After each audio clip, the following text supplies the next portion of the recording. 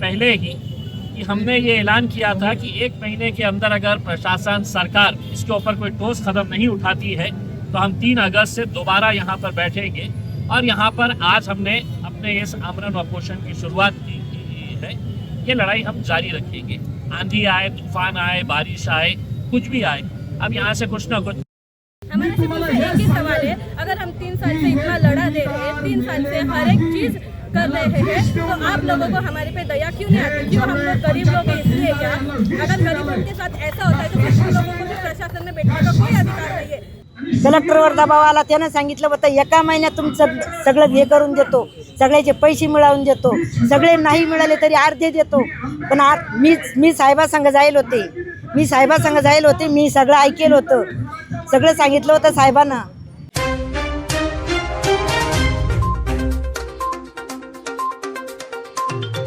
जिंदाबाद जिंदाबाद इनकलाब अंग्रेजों अरे अंग्रेजों भारतीय संविधानाचा अरे भारतीय संविधान इनकलाब अंग्रेजों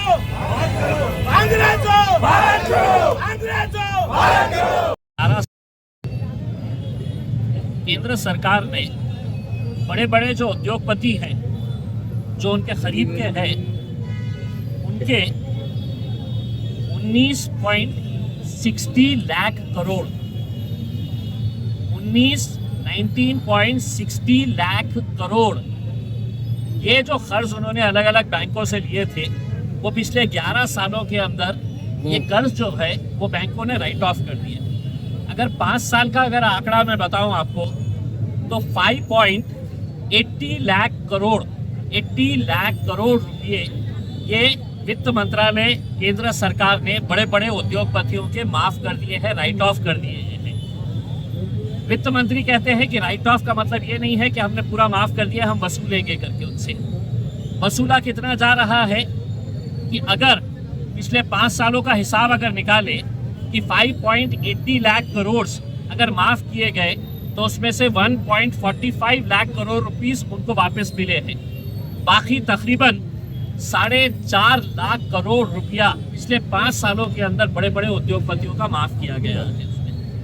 एक तरफ अपने करीब के उद्योगपतियों को फायदा पहुंचाने के लिए आप ये फैसला ले रहे हैं, और दूसरी तरफ इनके हक का, इनकी मेहनत का, इनके कष्ट का जो पैसा है वो पैसा इन्हें वापस मिलना चाहिए। इसके लिए इन्हें हर कुछ दिनों के बाद आंदोलन करना पड़ रहा है और तब भी जाकर कोई नतीजा नहीं निकल रहा।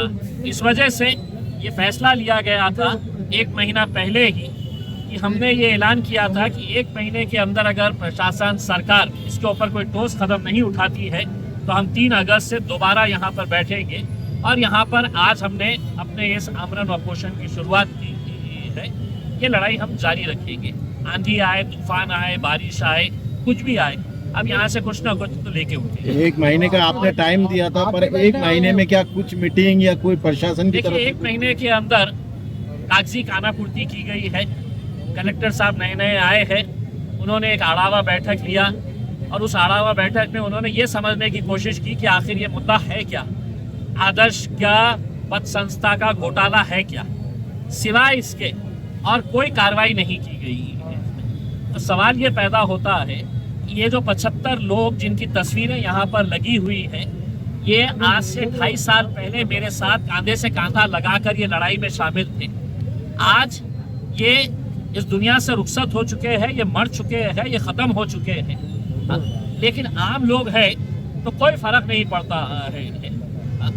तो इस वजह से हम सिर्फ यही कहना चाह रहे हैं कि हम क्या सिर्फ ये आंकड़े गिनते रहेंगे कि 75 मर गए, अब 80 हो गए हैं, 85 हो गए हैं, 90 हो गए हैं कि अब हम किसी हालत के अंदर मानने वाले नहीं है इसमें। अब कुछ ना कुछ तो भी ठोस कदम उठाने की ज़रूरत है। हमें उम्मीद है कि सरकार और प्रशासन इसको गंभीरता से लेगी, वरना हमारा ये आंदोलन तेजी से जारी रहेगा। मानकापे की भी जमानत हो चुकी है, मानकापे की भी जमानत हो गई। देखिए, यही है इस देश का कानून जो है, न्याय प्रणाली का पूरा आदर सम्मान करते हुए क्या हाईकोर्ट ने जब इसको मानकापे को, जिसने हजारों लोगों के पैसे डुबाकर खा गया है और ये 75 लोगों की हत्या का दोषी है, उसको जमानत देते वक्त क्या हाईकोर्ट ने कुछ कंडीशंस डाला है कि हम तुमको जेल से रिहा कर रहे हैं, तुम हमको एक चार्ट बनाकर दो कि इतने दिनों के अंदर तुम पैसा जमा करके ये ठेवीदारों को 1 महीने के अंदर इतना देंगे, 3 महीने में इतना देंगे, 6 महीने के अंदर इतना देंगे। देखिए, ये एक सबक है उन बेईमानों के लिए, उन धोखेबाजों के लिए कि क्या है 2 साल 2.5 साल जेल में रहेंगे, लेकिन अपने जेब में तो 300 करोड़ रुपया अपन ने कमा लिए हैं, बाकी की जिंदगी आराम से निकालेंगे करके। तो न्याय प्रणाली का पूरा आदर सम्मान करते हुए कभी ना कभी उन्हें ये भी सोचना चाहिए था कि तुम जिसे जेल से बाहर निकाल रहे हैं वो 75 लोगों के हत्या का दोषी है, और भी जो लोग आज परेशान हैं उसकी वजह से है। क्या जरूरत है उसके जेल से बाहर निकालने के लिए? पैसे खाते वक्त क्या उसने तो परमिशन लेके खाया था? रहने देते 5 साल 6 साल 10 साल, मरने देते जेल के अंदर ही। सारे नियम, सारे कायदे, सारे कानून, सारे ह्यूमन राइट्स के जो कानून है वो ऐसे लोगों के ऊपर लागू रहेंगे, इनके ऊपर कोई कानून लागू नहीं रहेगा। कोई ह्यूमन राइट्स का, कोई मानव अधिकार का कानून इनके ऊपर लागू नहीं रहेगा। क्या खुले आसमान के नीचे अनशन होगा? जी देखिए, हमने पेंडॉल लगाए थे क्योंकि हमारा ये कहना था कि बड़े बूढ़े लोग हैं, 70 साल 80 साल 85 साल 90 साल के तक लोग हैं, ये लोग अनशन के ऊपर, भूख हड़ताल के ऊपर बैठने वाले हैं। लेकिन कल रात में 12 बजे पुलिस आई और उन्होंने कहा कि यहाँ पे पेंडॉल नहीं लगना चाहिए। तो मैं बोला, हम पेंडॉल के लिए आंदोलन नहीं कर रहे हैं, आप पेंडॉल हटा लीजिएगा, पेंडॉल के बगैर भी ये आंदोलन रहेगा करके। और अब बारिश आई, आंधी आए, तूफान आए, हम यहाँ से हटने वाले हैं नहीं, हम बैठने वाले हैं। क्या दिल्ली के सरीका, औरंगाबाद भी, संभाजी नगर भी जंतर मंतर का आंदोलन रहे? देखिए, इसको नाम ही दे दिया गया है जंतर मंतर का। अब सिर्फ ये है कि हम इंतजार कर रहे हैं कि दिल्ली के अंदर जैसे नौजवानों के ऊपर लाठीचार्ज किया गया था, डंडे बरसाए गए थे, महिलाओं के साथ किस तरीके का बर्ताव किया गया था, अब यहाँ की पुलिस अगर चाहती है तो वो भी करवा के देख ले, उसमें अगर उन्हें इतनी संतुष्टि मिलती है या नहीं तो मोदी साहब के पास से आदेश ले ले। यहाँ पर भी बैठे हुए हैं, एक छोटा जंतर मंतर तैयार हुआ है कि हमने अपनी लाठियाँ चलाना शुरू करना क्या करके। एक सेंट्री इम्तियाज जलील के साथ कौन हमारा अनशन कौन कर रहा है? देखिए, बहुत सारे बुजुर्ग लोग हैं, टीचर्स हैं जिनका पेंशन मिला, पेंशन की अमाउंट डाल दिए हैं। किसी ने खेती बेचा, वो पैसा डाल दिए हैं। किसी ने जिंदगी भर की कमाई इसलिए किया कि बुढ़ापे में साथ आएगा। किसी ने अपने बच्ची के लिए शादी के लिए पैसा रखा। किसी ने अपने बच्ची को पढ़ाने के लिए, अपने बच्चे को पढ़ाने के लिए पैसा जमा किया। मेरे बाजू जो बैठे हैं ये फौजी है, ये देश की सेवा 28 साल की है ये दोनों ने। ये 28 साल, काका कितने साल? 17 साल ये देश के लिए लड़े हैं। और आज उनकी जब लड़ाई आ रही है तो उनके लिए कोई खड़े रहने के लिए तैयार नहीं है। ये इससे ज्यादा केंद्र सरकार हो, राज्य सरकार हो, पुलिस हो, प्रशासन हो, इससे ज्यादा शर्म की बात नहीं हो सकती। क्या लगता है आपको अब इंसाफ मिलेगा? हमारी लड़ाई तो जारी रहेगी, उम्मीद के सहारे दुनिया टिकी हुई है। हमारी लड़ाई जो है वो पहले भी इसी बात के ऊपर थी कि हमें कोई शौक नहीं है यहाँ पर आकर बैठने का। उसमें आप अगर चाहे, सरकार अगर चाही तो इन्हें भी कुछ दिनों के लिए बड़े उद्योगपति समझकर अपने खजाने में से पैसा निकाले और इनके हक का जो पैसा है वो पैसा इन्हें वापस कर दे। बाकी जो प्रॉपर्टी है वो प्रॉपर्टी जब बेचना है, जितने में बेचना है वो बेचें और अपने पास वो पैसा रख लें, लेकिन इनको मरने के लिए नहीं छोड़ सकते। इम्तियाज भाई, आपने जब से आदर्श मामला हाथ में लिया है तकरीबन पिछले 2 साल में 28,000 लोगों को पैसा मिला है। ये पहला घोटाला ऐसा है जिसमें ये चीज़ें सक्सेस हो। देखिए, ये बिल्कुल सही बात है कि महाराष्ट्र के अंदर नहीं, देश के अंदर पहली ये पद संस्था होगी जहां पर लोगों को अपना पैसा मिलना शुरू हो गया है। पहले है तो 10,000 रुपये तक जिसकी थी, 25,000 जिसकी थी, 40,000 जिसकी थी, 50,000 जिसकी थी, वो पैसा मिलना शुरू हो गया है उसमें। लेकिन अभी बहुत सारे ऐसे ठेकेदार हैं जिनके लाखों नहीं करोड़ों रुपये के भी पैसे फंसे हुए हैं। उनका पैसा कब मिलेगा? और क्यों उनको आज पैसा होने के बावजूद भी आज किसी को अस्पताल में जाना है तो इलाज करवाने के लिए पैसा नहीं है? किसी की बच्ची की शादी करवाना है, बच्चे की शादी करवाना है, पैसा उनका है लेकिन वो करवा नहीं सक रहे हैं, अपना खुद का इलाज नहीं करवा सक रहे हैं। ये बड़े दुर्भाग्य की बात है, लेकिन ठीक है, देश का कानून है, प्रशासन है, ऐसा ही एक सिस्टम है। हमारी जो लड़ाई है वो एक भ्रष्ट सिस्टम के खिलाफ हम लड़ रहे हैं और हम पूरी मजबूती के साथ ये लड़ाई लड़ते हैं। आमच्या पाठीमागं कोणी उभं नाहीये, साहेबाशिवाय आमच्या पाठीमागं कोणी उभं नाहीये, जलील साहेबाशिवाय आमचं कोणी वाली नाहीये। मागे आम्ही आजच्या महिन्याला इथं उपोषण केलं, इथे आंदोलन केलं, कलेक्टरकडे गेलो, कलेक्टरनं सांगितलं की एका महिन्यात तुमचं हे करतो, साहेबाला वचन दिलं, पण त्याच्यावर दबाव आला, त्यानं नाही केलं। आमचं जलील साहेबाशिवाय कोणीही वाली नाही। सगळे शिंदे साहेब हे फडणवीस साहेब झाले, मराठी लोकांचे सगळे नेते होऊन बसले, पण कोणी जलील साहेबाशिवाय आमच्या पाठीमागं आलेलं नाही। आजही आमच्या पाठीमागं जलील साहेबच लढतात। हा, दबाव कलेक्टरवर गेले, कलेक्टरवर दबाव आला, त्यानं सांगितलं होतं एका महिन्यात तुमचं सगळं हे करून देतो, सगळ्याचे पैसे मिळवून देतो, सगळे नाही मिळाले तरी अर्धे देतो। पण मी साहेबासंग जाईल होते, मी सगळं ऐकेलं होतं, सगळं सांगितलं होतं साहेबांना की एका महिन्यामध्ये तुम्हाला न्याय मिळवून देतो, सगळे प्रॉपर्टी इकरी काढतो, एका महिन्यामध्ये न्याय मिळवून देतो। पण यायना नाही, या भाजपवाल्यानं दबाव आणून सनी कलेक्टर साहेबाला दाबलंय। मी जलील साहेबासंग फॉर्म भरायला सुद्धा गेले होते, तेव्हा सुद्धा पाहिलं होतं जलील साहेबाचा खासदारकीचा फॉर्म माझ्या हातानं भरेले। मी साहेबाचा फॉर्म भरायला होते, तेव्हापासून सनी साहेबासंग संघर्ष करते।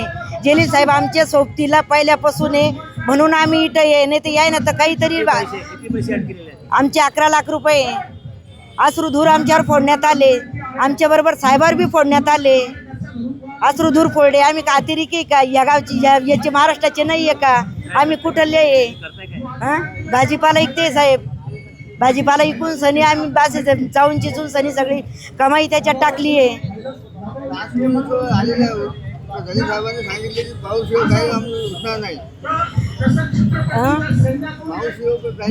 नाही, आम्ही इथून उठणार नाही, पाऊस हो का काही बी हो, आमच्यावर अश्रुधूर फुटो का पोलीसचा लाठीचार हो, इथून उठणार नाही, मरू पण इथून उठणार नाही।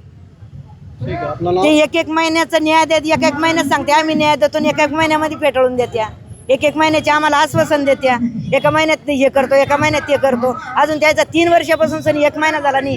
गिरीश महाजन आला, दिलीप वळसे पाटील आता GTBच्या मध्ये 16 सप्टेंबरला, अजून त्याचे वादा पूर्ण झाला नाही, 1 महिन्याचा 3 महिन्याचा, अजून त्याची दिवाळी आली नाही। दिवाळीपर्यंत सगळ्याच ठेवीदाराचे पैसे देतो, पण अजून त्याची दिवाळी नाही आली। ते मरतील तेव्हा आमची दिवाळी होईल, तर आम्ही मरू त्याची दिवाळी होईल, त्याचे वादे करू राहिले। टाइम मिळाले, आज मला मरण आलं तर ठीक असं म्हणून राहिले जीवनात। बाई माणसाला कोणी मदत नाही, कोणी कागदपत्र सुंदर सांगत नाही। माझं येणं जाणं कामधंदा करा, नीट येऊन पडा, असे काढणं होऊन राहिले। गणपती दूर पडलं, जळगाव जिल्ह्यात मी किती टाकले होते पैसे? 1.5 लाख टाकेले, काय मिळाले का नाही? आज पैसे नाही भेटले। उदरनिर्वाह कसा होते मग? घर का चालतं? पोट काय नाना पाणी खुरपं कारपं पाणी बायांमध्ये जाती खाऊन चहा पाणी पिऊन घेते आणि इथे येते। कोणी जर 2-4 रुपये दिले, 100, 5 त्या पैशामध्ये येऊन पडते। इतकं कठीण परिमाण आलं माझ्यावर, मग कुठल्याही परई गावाला चालले जायले, त्याच्या मागे खटला आहे। मला कोण पाहिजे आता? माझे पैसे मला द्यायचे पाहिजे, माझ्या बरोबर सगळी जगाची गोष्टी करत पाहिजे पैसा। हे दूध गरीबाचा पिन कधी बनवणार नाही त्याचं, हे माझं सांगणं आहे। गाईचं दूध गाईनेच खावा पिवा, इतर माणसाची कमाई नाही आहे माझ्या हातात, माझीच कमाईवर मी उभी आहे। जर पैसे नाही मिळाले तर? जर पैसे नाही मिळाले मी आत्महत्या करायला बसली आता। मी आत्महत्या करायशिवाय मी जात नाही असं हे माझं सांगणं आहे। मी आता तोंड दाखवतच नाही। आज या मानकाप्याने गुंतवून टाकला, पोलीस स्टेशनला अर्ज देते मी, ते घेत नाही। मग हे कागद कुठं मिरवा म्या? माझं जीवन माझं मला माहीत। इम्तियाज जलील साहेब इथे बसलेले आहे, काय अपेक्षा आहे? मला अपेक्षा आहे ते हे कागद देते, माझा पैसा मला मिळत चालवा बरोबर मी खाईन पिन घरावाल्याचं भाडं देईन थोडेफार पैसे राहिले कोणी बी तुझ्या माझ्यासारखं सोबत राहील कुठे बी कामं त्याला सोबत नाही त्यांचं डोक्यावर माझं वजवून राहिलं गावाचं पिसवायचं आणि मी असे काम करू चूर राहून गेले माझ्या हात पाय सुद्धा बुडून गेले पैसे मिळाल्याशिवाय इथून उठणार नाही तुम्ही नाही उठणार मी गाव सोडून दिला असं समजून घ्या मी इथंच राहणार आहे आता आज हम सभी यहाँ पे कलेक्टर ऑफिस के सामने मौजूद है। जो मेरे पीछे चालू है वो आदर्श का एक बहुत बड़ा जैसे जंतर मंतर में प्रोटेस्ट हुआ था, मतलब प्रोटेस्ट हुआ था वैसा एक प्रोटेस्ट आंदोलन यहाँ पे चालू है। अगर आप देख रहे होंगे तो यहाँ पे कितने लोग बूढ़े लोग जिनका बहुत ज़्यादा एज है 80-90 प्लस, ज़्यादा बच्चे और यंगस्टर सब यहाँ पे मौजूद है। क्योंकि इसका सिर्फ एक ही सवाल है, जो हमारे पैसे आदर्श में बुड़े हुए हैं 3 साल से, अभी तक गवर्नमेंट को कुछ फर्क नहीं पड़ रहा है और वो हमारे पैसे देने के लिए अभी तक कुछ भी प्रोसेस नहीं कर रहे हैं। हमारे सिर्फ एक ही सवाल है, अगर हम 3 साल से इतना लड़ा दे रहे हैं, 3 साल से हर एक चीज़ कर रहे हैं, तो आप लोगों को हमारे पे दया क्यों नहीं आती? क्यों हम लोग गरीब लोग हैं इसलिए क्या? अगर गरीबों के साथ ऐसा होता है तो फिर हम लोगों को भी प्रशासन में बैठने का कोई अधिकार नहीं है। अगर प्रशासन और गवर्नमेंट गरीब लोगों के लिए नहीं लड़ सकती है, सिर्फ पैसे खाने वाले लोगों के लिए लड़ सकती है, तो फिर जब मतदान होता है तब गरीबों के मतों का इतना वैल्यू आप लोगों को क्यों पड़ता है? जब होता है तब आप लोग डोर टू डोर जाके कैंपिंग करते हो और उनसे हाथ जोड़ के विनती करते कि आप हमको चुन के दो, आप हमारे हर एक इशू सॉल्व करेंगे। बट जो भी आज सरकार में है, सत्ता में है, वो एक भी लोग यहाँ पे नहीं है। क्यों नहीं है? उनको ये लोगों के मत सिर्फ चाहिए थे क्या? बाकी इन लोगों का सवाल है क्या? आज मेरे पापा ने रिक्शा चला के 1-1 रुपया जमा करके ये बैंक में डाला था। ये बैंक को परमिशन दी थी गवर्नमेंट ने, और अभी वो हमसे पूछ रहे हैं कि तुमने किसको पूछ के पैसा डाला था? अगर गरीब लोगों को तुम लालच देंगे तो गरीब लोग लालच की तरफ जाएंगे ही ना। तो तुम्हारा ही काम था कि सबसे पहले बैंक वालों को परमिशन नहीं देनी चाहिए। ये आदर्श एक एग्जाम्पल बन गया है पूरे महाराष्ट्र में कि गरीब लोगों के साथ कैसा व्यवहार होता है बोल के। और मैं आज प्राउडली बोल सकती हूँ कि जो भी मेरे पापा ने 5 लाख 10 लाख जो भी बैंक में इन्वेस्ट किए, वो प्योरली एंड प्योरली उनके हार्ड वर्किंग से, मेहनत से कमाया पैसा है। 1-1 रुपये के लिए उन्होंने रिक्शा चलाई है। बट जब तुम्हारे बच्चे कल जाके तुम्हारे बच्चों को अगर किसी ने पूछा कि तुम्हारे माँ बाप का पैसा ये मेहनत का या भ्रष्टाचार का है, तब तुम्हारे बच्चों को क्या लगेगा? मैं आज प्राउडली बोल सकती हूँ कि एक मैं रिक्शा वाले की बेटी हूँ और मैं यहाँ पे लड़ रही हूँ मेरे पापा के पैसों के लिए। धन्यवाद। आप लोगों को कुछ पैसे वापस मिले हैं क्या अभी तक? गवर्नमेंट से 1 लाख तक की जितने जरूरत है उन लोगों को पैसे मिले हैं, बट 1 लाख के ऊपर के लोगों को अभी तक पैसे नहीं मिला है। जबकि बहुत सारी प्रॉपर्टी MPID के अंतर्गत कोर्ट में अभी भी केस चालू है, बट उसमें से डेट दे रहे हैं और उनको